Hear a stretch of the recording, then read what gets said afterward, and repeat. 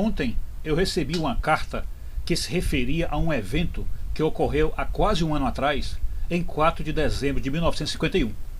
Meu remetente não se esqueceu e duvido que também nenhum de nós.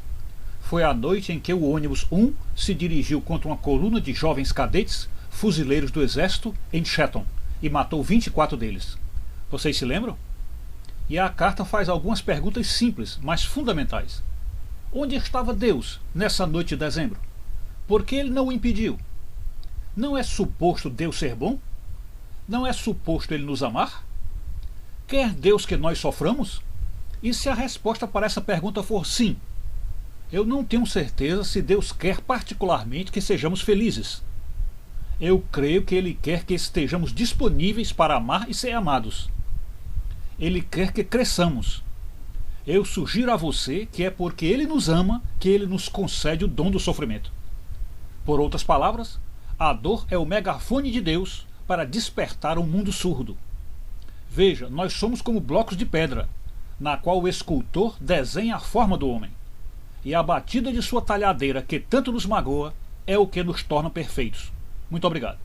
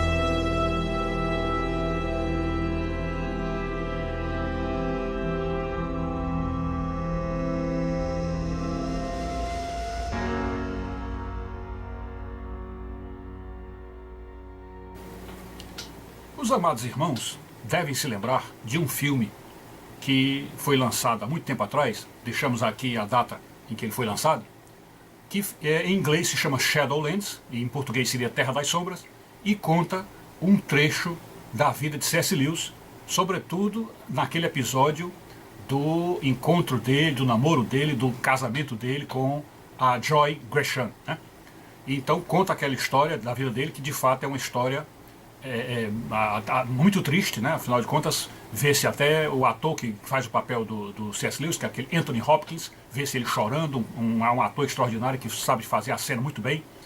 E o que vem ali é um ponto que fica assim um pouco mais fácil de ver, aliás, fica muito mais fácil de ver dentro de um filme do que na leitura do livro, na pesquisa dos livros.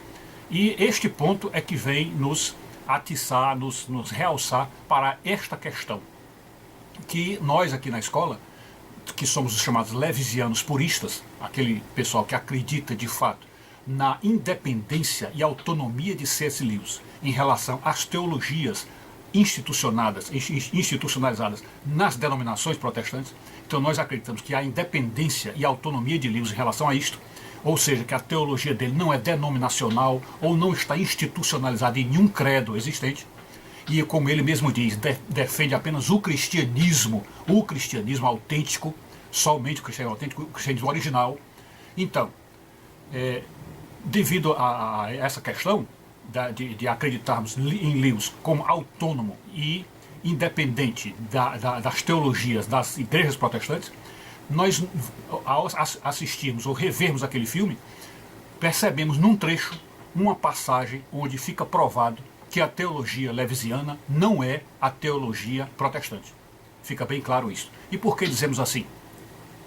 Como vocês viram na exibição das fotos com o texto, que vocês viram quando C.S. Lewis vai explicar a questão do sofrimento, ele faz o seguinte questionamento através de uma carta que um aluno dele, ou de um correspondente dele, que referindo-se a um acidente de ônibus que matou 24 soldados, e ele então pergunta à plateia se a plateia se lembra de que isso aconteceu, e que logo após afirmar isto, o correspondente pergunta: onde estava Deus, que não evitou que aquilo ocorresse?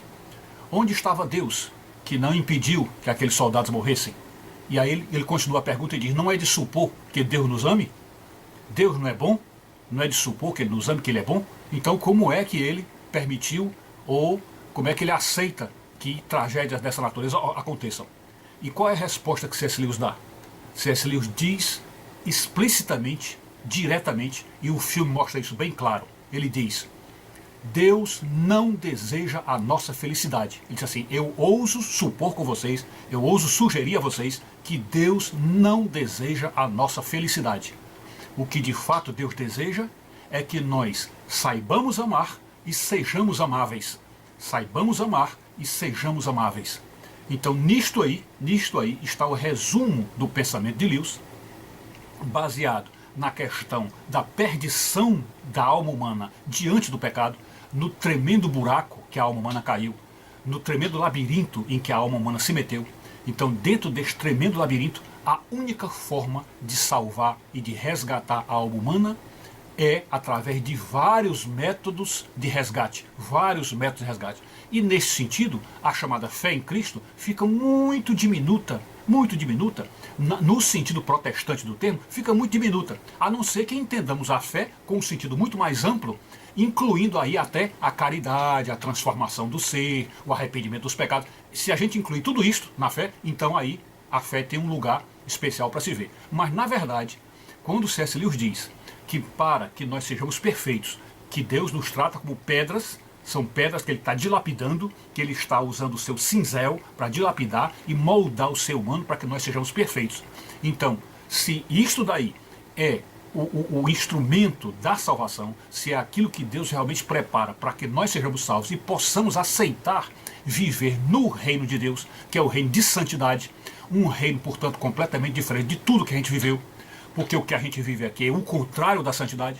Então, para que nós, que somos imundos, aceitemos viver num mundo puro e santo, a gente precisa ser moldado, dilapidado, ou seja, quebrar essas cidadelas de pecado em nós, para que nós consigamos chegar à santificação, e com a santificação é que a gente vai aceitar viver no céu. E nesse processo de santificação, que lá no livro de Hebreus diz que sem a santificação ninguém virá ao Senhor, e é outra prova de que realmente você precisa da santificação para se salvar. Então, a ideia que C.S. Lewis está dando é o seguinte: é que o sofrimento, seja o sofrimento feito aqui na Terra, seja o sofrimento a posteriori, que seria o sofrimento no purgatório, então seja o sofrimento onde quer que ele esteja, o objetivo do sofrimento que é dilapidar essa pedra bruta que nós somos, para que nós nos tornemos perfeitos. E, sobretudo, para que nós saibamos amar, aprendamos a amar e sejamos amáveis, nos tornemos amáveis. Então, já que a estratégia é essa, já que o plano é esse, que é o plano de salvação do Senhor, então aí está incluído o sofrimento dentro deste processo salvífico. E aí, se vocês forem procurar ver, na verdade, o protestantismo não prega assim. O protestantismo diz que basta a fé em Jesus para chegar ao céu, para entrar no céu.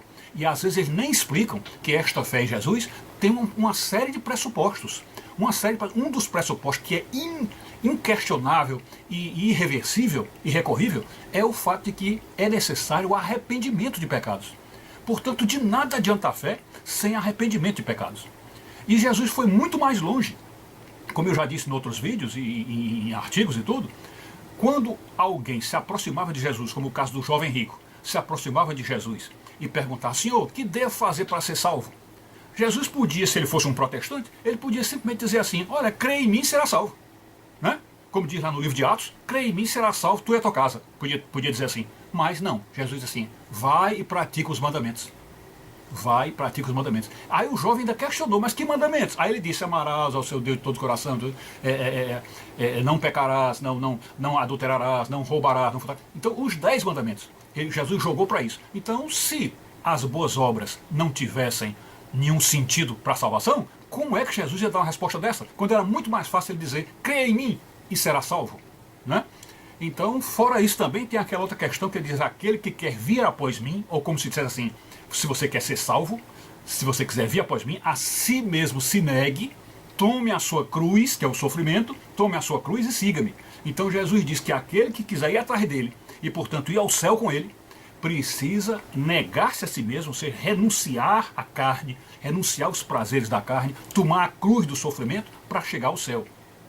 Então você observa que as respostas que a Escritura Sagrada dá para essa questão da fórmula da salvação é muito mais profunda e muito mais abrangente do que o pensamento protestante, que simplesmente fala de fé em Jesus e às vezes mal explica as outras coisas. E ainda crucial também, que foi analisado por C.S. Lewis também, é que Jesus diz, se nós não perdoarmos o próximo, não seremos perdoados por Deus. E isso está bem no centro do Pai Nosso, e o Pai Nosso está no centro do cristianismo. Então, se para a salvação, para nós sermos perdoados por Deus, nós precisamos perdoar o próximo, é outra prova de que há muito mais coisas além da fé para garantir a salvação de uma alma. É isso. Yesterday, I received a letter that referred to an event that took place almost a year ago now, December the 4th, 1951. My correspondent hadn't forgotten. I doubt if any of us have. That was the night a number 1 bus drove into a column of young Royal Marine cadets in Chatham and killed 24 of them. You remember? Now, the letter asks some simple but fundamental questions. Where was God on that December night? Why didn't he stop it? Isn't God supposed to be good? Isn't he supposed to love us? And does God want us to suffer? What if the answer to that question is yes? So I'm not sure that God particularly wants us to be happy.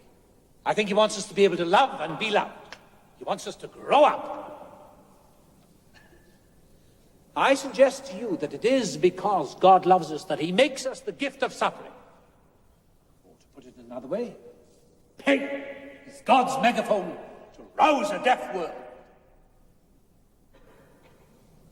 You see, we are like blocks of stone out of which the sculptor carves the forms of men. The blows of his chisel, which hurt us so much, are what make us perfect. Thank you very much.